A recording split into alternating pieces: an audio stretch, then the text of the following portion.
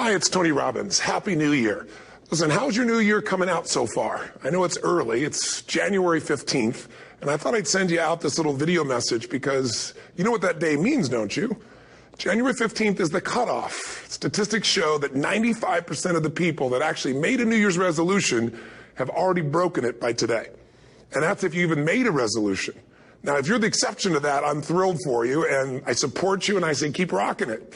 But if you've missed, maybe I could drop you a quick little message or two here that can help you not only recover, but get way beyond just making some New Year's resolution and make some real lasting change in your life. I mean, think about it. Most people don't even make a resolution anymore. Why? Because they've made them from years and years and years, and they know they're not going to follow through. So after a while, who wants to disappoint yourself? Who wants to be upset with yourself?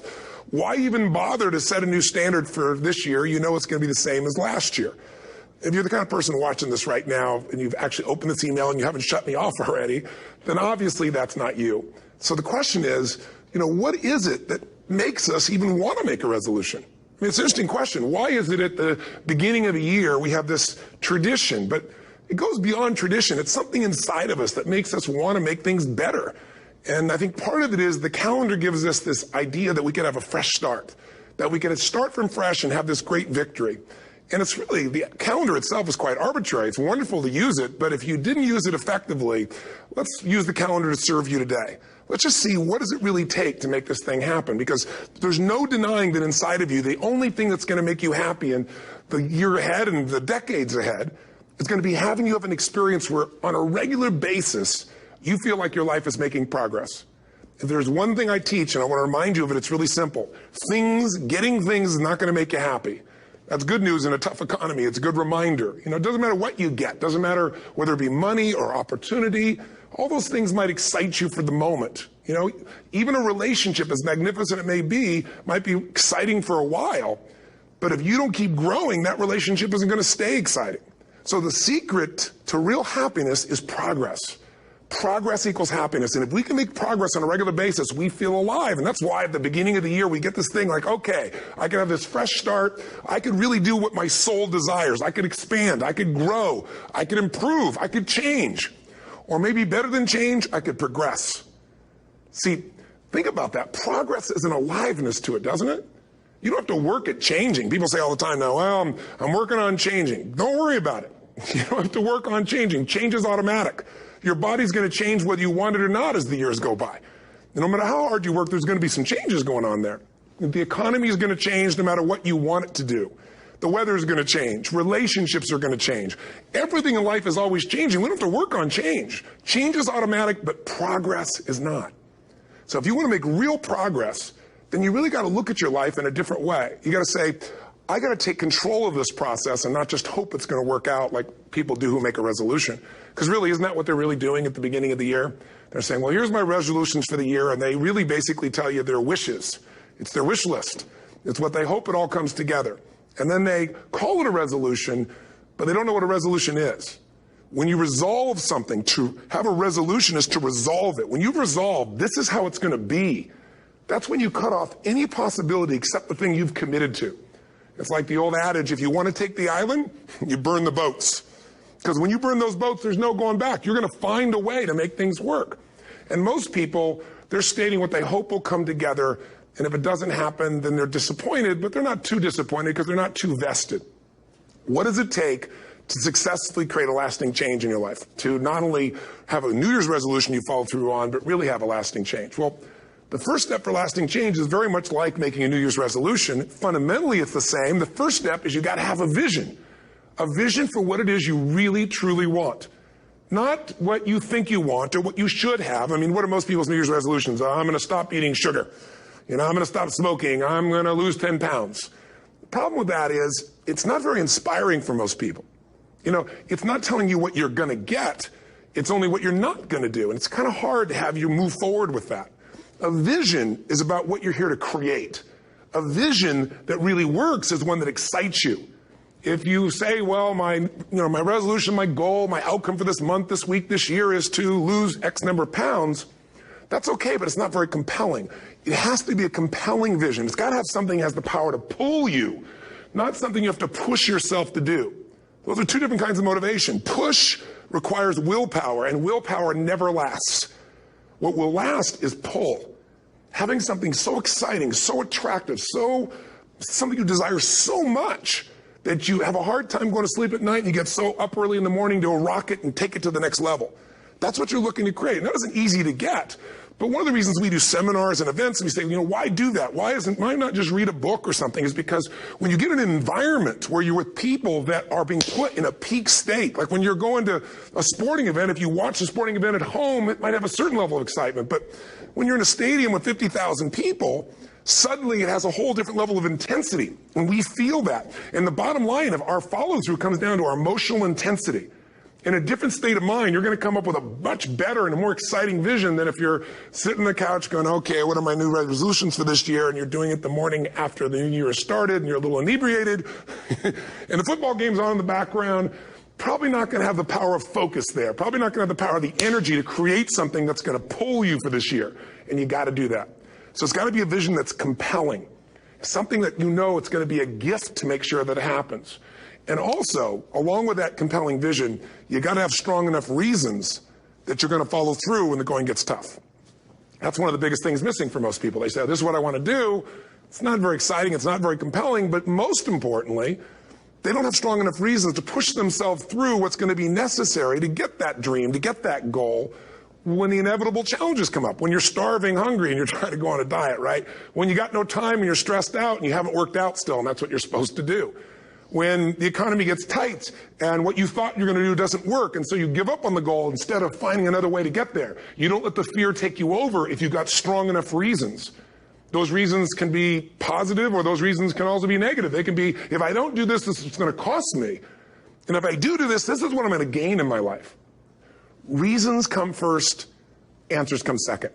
If you get a compelling vision and you got strong enough reasons that will push you through the tough times, you're going to do things other people don't do. Instead of collapsing, even if you get off target, you won't go, oh, I blew it. You'll get right back on target, make the change, make things happen. And I know you've done this in many areas of your life. Just think about it again. I'm not teaching you something really new here today. I just want to remind you of what your soul knows. You got to change, you got to improve, and you got to go through a simple process fundamentally to make that progress. First step, vision that's compelling. Second step, make sure that there's strong enough reasons to follow through. Third step, you got to review it and feel it every day.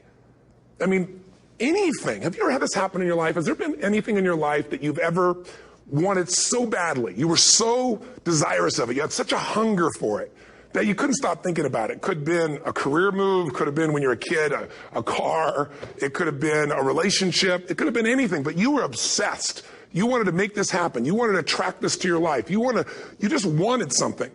And you didn't even know how to get it. But it was so compelling to you. You kept thinking about it every day, envisioning it, imagining it, feeling it. And then stuff happened. And suddenly you started to attract people or situations to your life, and it just came together. Like, you didn't even have a total plan. It was just that it was so a part of your focus with so much intensity and emotion so often that it sensitized you to notice anything that could get you there. There's a part of your brain called the reticular activating system. For short, we call it the RAS. That part of your brain determines what you notice in the world. And it's really important because when you set a goal, when you get really clear on a vision, and there's strong enough reasons, and you review it enough, and it becomes a part of you, that part of your brain says, anything that relates to this, I need to notice. It's like, did you ever buy a certain kind of car or maybe a certain outfit, and suddenly you see that car everywhere, or those outfits everywhere? Well, you know, the cars were always around, but why do you see it now? Because your RAS knows this is important. This is part of my world now. Similarly, when you really get clear and it's compelling, and you're reviewing it every day, you've got strong reasons, and you're reviewing it every day, and you're feeling it, the brain becomes incredibly acute at noticing anything to get you to move forward. And so that's the power of this. So, you know, what do people do with a New Year's resolution? They come up with something they kind of want. It's not a compelling vision. They don't really have strong enough reasons, and they never review it again until they notice that they broke what they said they really want to make happen, because they didn't really resolve. If you resolve, you got the vision, it's compelling, you review it daily, and you feel it, you envision it, and you experience it. Simple as it sounds. Now, ultimately, what is this really about? Ultimately, if you're going to have lasting change in anything, you're really talking about just raising your standards. I mean, I always tell people, if you want to know how to change your life, I give it to you in 3 words, boring as it sounds: raise your standards. And what does that mean? corny as it sounds. Raise your standards. Oh, thank you for the breakthrough thought, Tony. I'm glad I wasted my time watching this little email with you. But think about it. Lasting change is different than a goal. You don't always get your goals, but you always get your standards. Maybe it would help you is to think about it this way. I try to explain standards to people with a different set of words. Think of it as everybody in life gets their musts. They don't get their shoulds. Like, think about it. Most people have a list of shoulds, don't they? Don't you have a list of the shoulds, things you should do, you should follow through on? I should lose some weight, I should work out more, I should make more calls, I should respond more rapidly to my email, whatever, you know? I should get into the office earlier, I should be, more confident. Whatever your should list is, people love to have their should list be met, but it's kind of like New Year's resolutions. If it does, it's really exciting, but if it doesn't, which is most of the time, it's a little disappointing, but you kind of know it's not going to happen. But when you decide something is a must for you, an absolute must, when you cut off any possible, you say, I'm going to find the way or I'm going to make the way. Human beings, when they resolve things, when they make a real resolution inside themselves, which is they raise the standard and they make it a must, they find the way. Think about it in your own life. Haven't you had some area of your life where you raise your standard and your life has never been the same? Maybe at one time in your life you smoked cigarettes, or you did something and you did it for years and you kept trying to change it and kept telling yourself I should. And then one day something happened. Something just clicked you over. Something took you over that kind of tipping point. And inside yourself you said no more. And it was a very, very different experience, wasn't it? Something inside of you shifted. And what was a should became a must, and you've never gone back. Is there an area like that in your life you can think of? Again, did you ever smoke cigarettes? Did you ever eat a certain way, drink a certain form of alcohol, and then finally say no more, and you just don't go back? And notice this, it doesn't really take any willpower anymore. Because somewhere when we make this click, when we make something a must, we attach ourselves to it. It becomes part of our identity. And one thing I've learned in the last, 33 years of working with people from now over 100 countries, 4 million people, is human beings absolutely follow through on who they believe they are. If you said to me, well, I'm really going to work hard to stop smoking, but, I've been a smoker my whole life, and I am a smoker, I know your days are numbered. You're going to be back smoking cigarettes again, because we all act consistent with who we believe we are. I tell people the strongest force in the whole human personality is this need to stay consistent with how we define ourselves. If you define yourself as somebody who is really conservative, you're not going to be crazy and act nuts unless you're really drunk or something, and then you can say it's the alcohol, when it's really just you finally getting permission to be yourself. The alcohol is your excuse. If you're a really crazy person, you act crazy, outrageous, playful. You don't act conservative because that's not who you are. Very often people say, well, I can't do that. I'm not that kind of person. And I always say to people, really, when did you define yourself? I mean, really, how many years ago did you come up with what you could and couldn't do in your life? How many years ago? Most people, if they really look at how they're living their life today, it's based on a set of standards, a set of beliefs that they made choices about 10, 20, 30 or more years ago.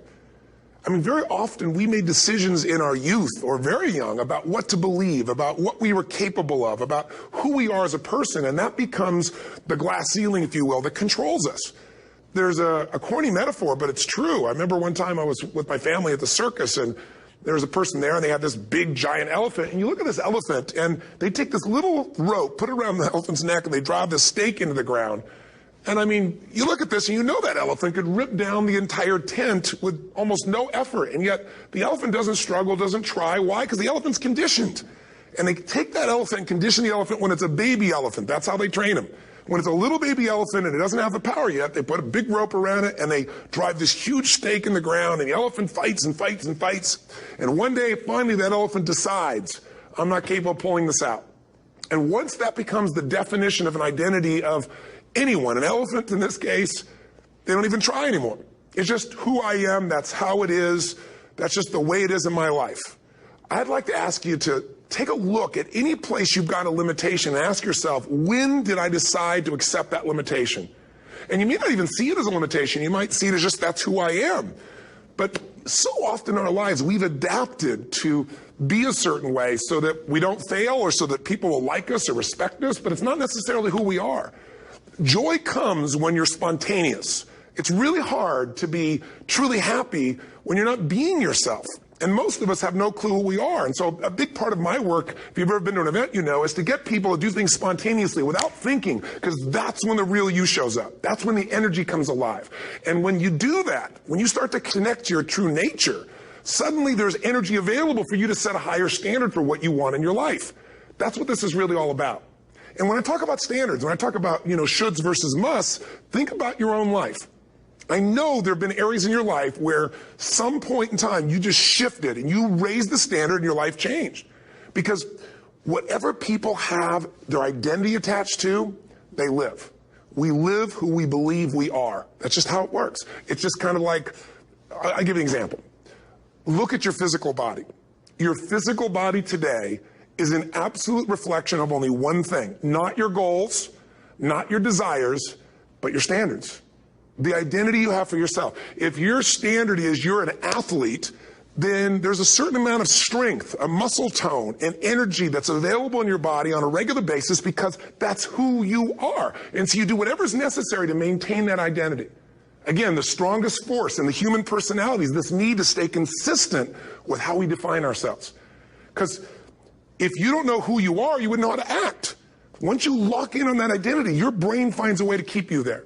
If you say, man, I'm overweight, I've always been overweight, I'm big boned, and that's the story you've got, then you're going to always find a way to get back there. That's your settling point.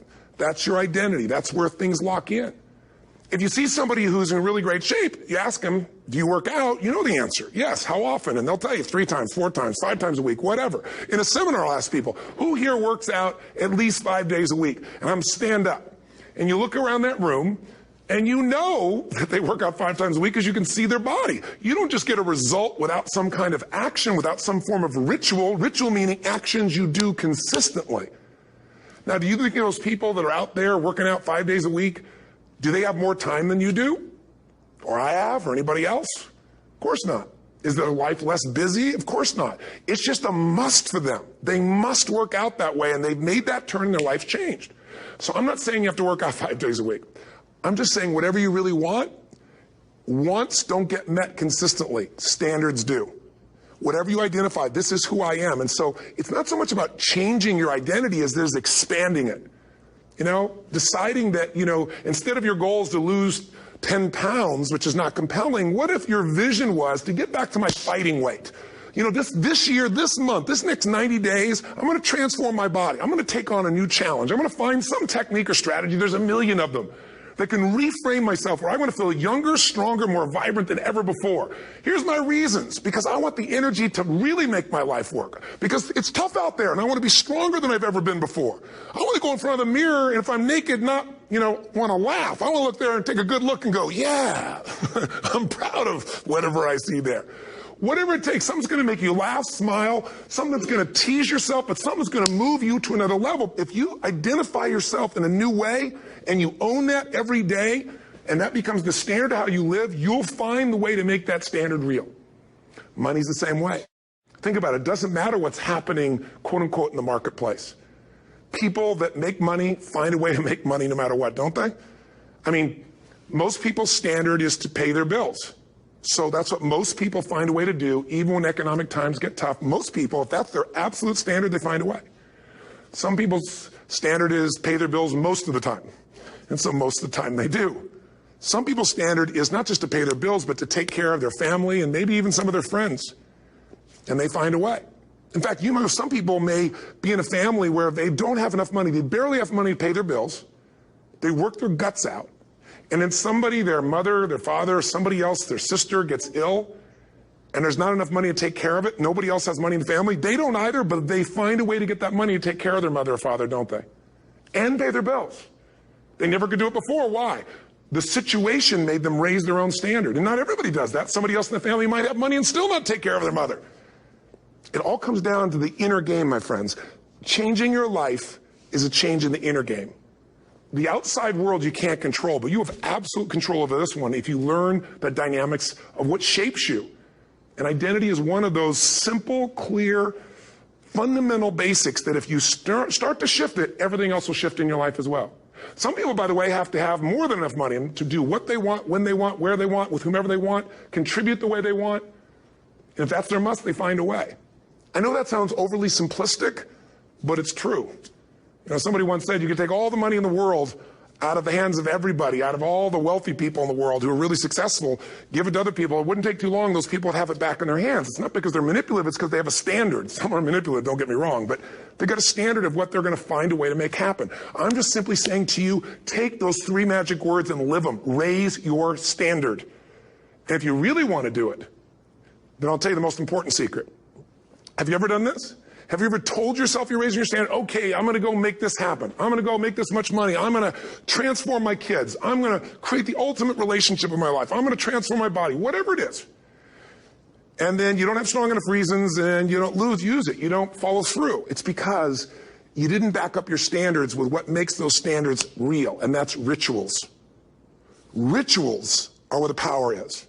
Whenever we do our Robbins results coaching, and we say Robbins equals results, the way we get results with people, it's the same way if you listen to my Ultimate Edge program, or back in the old days, Personal Power, or if you went to one of my seminars. You know what I do is I take these huge challenges you got and we break them down into little bite-sized steps. Little things you do each day that after you do them, you get so much momentum that it's easy to succeed. You're not overwhelmed. You have these victory day after day after day on little things. If you went to Ultimate Edge, I'm sure you learned about the hour of power, or the 15 minutes to be able to be fulfilled, or 30 minutes to thrive, where you literally just condition your body and emotion with a couple little rituals. So it doesn't matter what's going on in your world. You feel that strength, and it's not fake. It's not some pump up. It's coming from inside you, and it works. Rituals define us. See, all the results in your life are coming from your rituals. They start with a standard and then have rituals that follow it up. Like, for example, if you are where you want to be physically, you have very different rituals than if you're not where you want to be physically. If you're overweight, you and I both know you got a different ritual than if you're physically fit. Completely different. You get up in the morning, what's the first thing you do if you're fit? Your shoes are there, you roll over, doesn't matter how you feel, you put on your shoes, you lace them, you start walking, or whatever that ritual is. If you're overweight, you roll over and you have a very different ritual. You might roll over several times to turn the alarm clock off. You go in and get your mocha, smocha, whatever, special coffee. You stop by at Starbucks, whatever the case may be. You have your nice sugar muffin. It's supposed to be really nice for you. Whatever you do, it's a different ritual. If you have a great, passionate relationship, you have very different rituals in how you come home than if you have a lousy relationship. When you come home and the first thing you do is you're tweeting somebody, or you're emailing, or flipping on the news, or you don't even come home. What are the rituals? Whenever I study people that are successful, what I look for is what's the standard they hold themselves to, and then what are all those little rituals that add up? Because think about it. Success and failure are not giant events. They don't just show up. You don't just suddenly become successful or suddenly have this cataclysmic event that makes you fail. It may look that way, but failure comes from all the little things. It's failure to make the call. It's failure to check the books. It's failure to say, I'm sorry. It's failure to push yourself to do things physically that you don't want to do. And all those little failures day after day come together until one day some cataclysmic event happens and you blame that. That event happened because you missed all the little stuff. Do you agree with me? And success, by the way, is not some overnight event. It's all these little things. Success is having a vision. Success is making it compelling. Success is really seeing it and feeling it every day with strong enough reasons. Success is feeling the sense that I'm here to grow and I'm here to give something to the world more than just myself. Success is caring about other people. Success is calling and saying, I love you in the middle of the day for no damn reason. Or sending a note. That'll change your relationship. Have a ritual of something funny, playful, or a surprise you do. How many relationships are dead today because they have no surprise rituals anymore? You need to have some rituals, some cool things you do that nobody else does that gives you a better life than anybody else has. All the little stuff. That's where success comes from. In business, it comes from delivering more than anybody could imagine. All those little things add up. People go, wow, that's who I want to do business with. It's true in any area of your life. So if you look at somebody who's really successful and you think, wow, they're so amazing, they're such a genius, you got to dig underneath and you got to remember something. People are rewarded in public for what they've practiced for years in private. Myself and my business people say, how do you get up and speak and you have no notes and you go for 3 days and nights and the room is like everybody's wired and it's incredible. It's like a rock concert. How do you do that? How do you have that confidence? Oh, it's not confidence. It's experience now.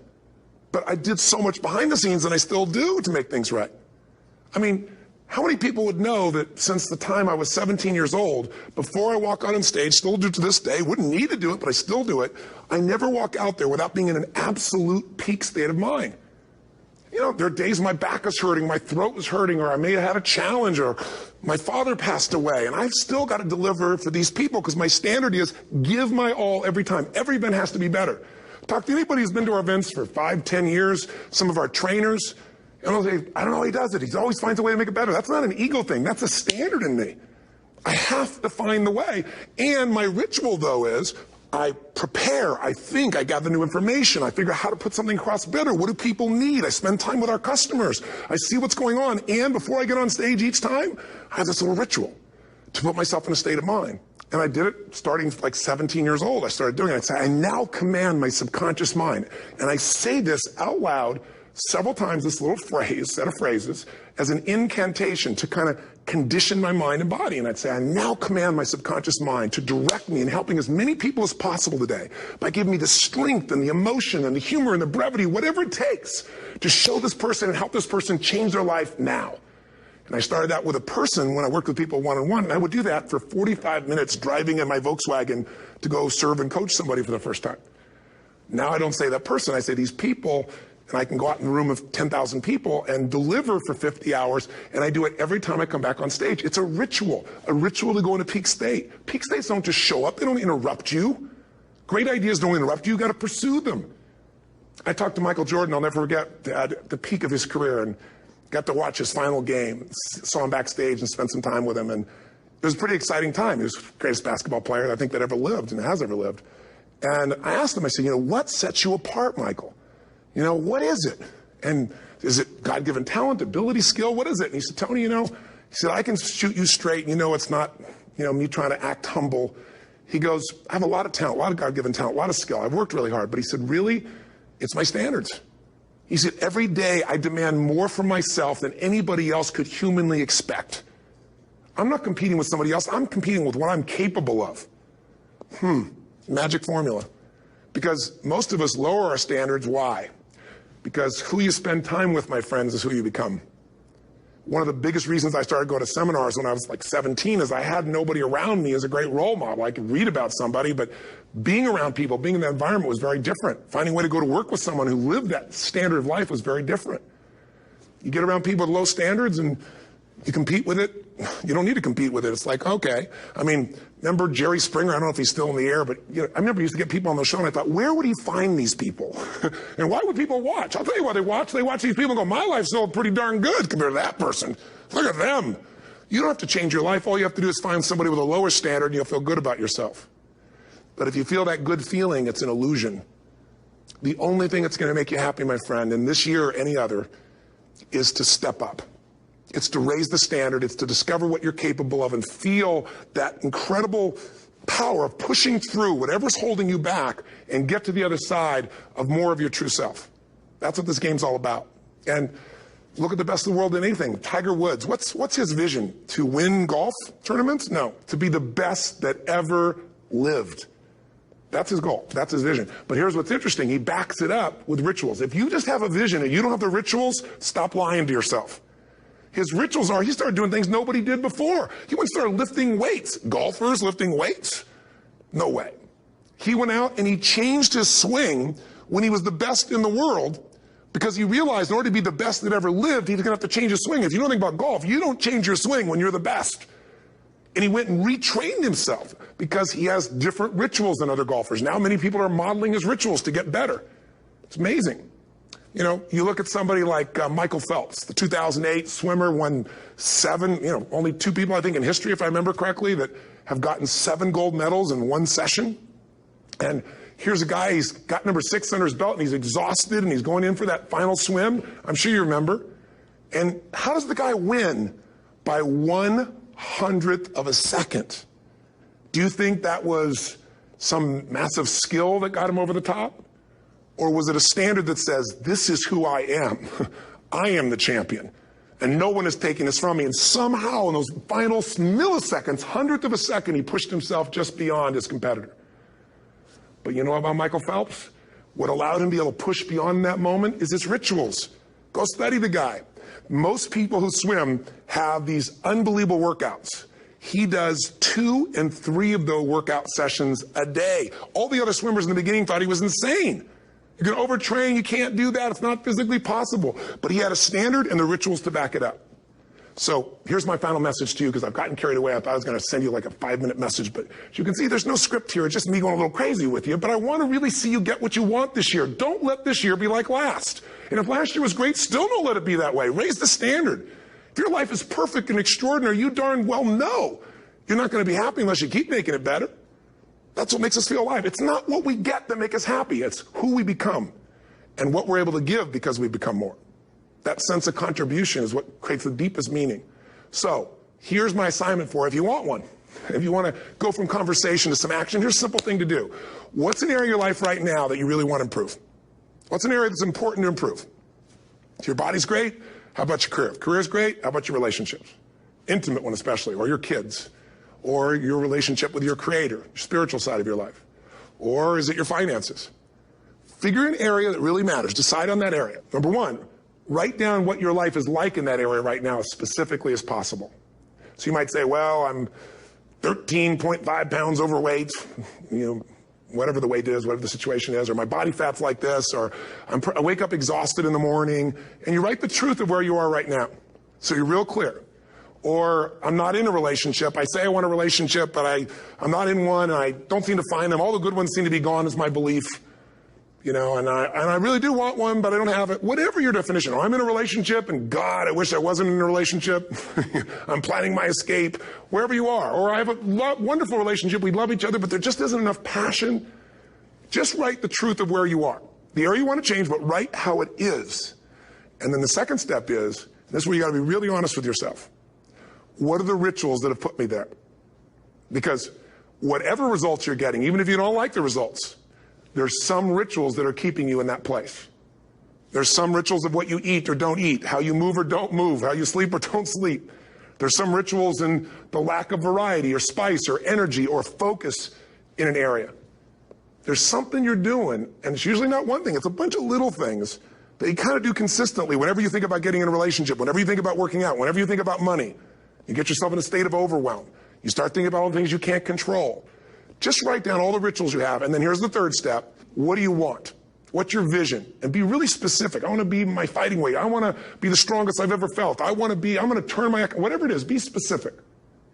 And then, last step, number 4, what are the rituals that'll get you there? What would you need to do differently each morning if you're going to be that kind of energy, that kind of strength? How often would you work out? What days would you work out? What time?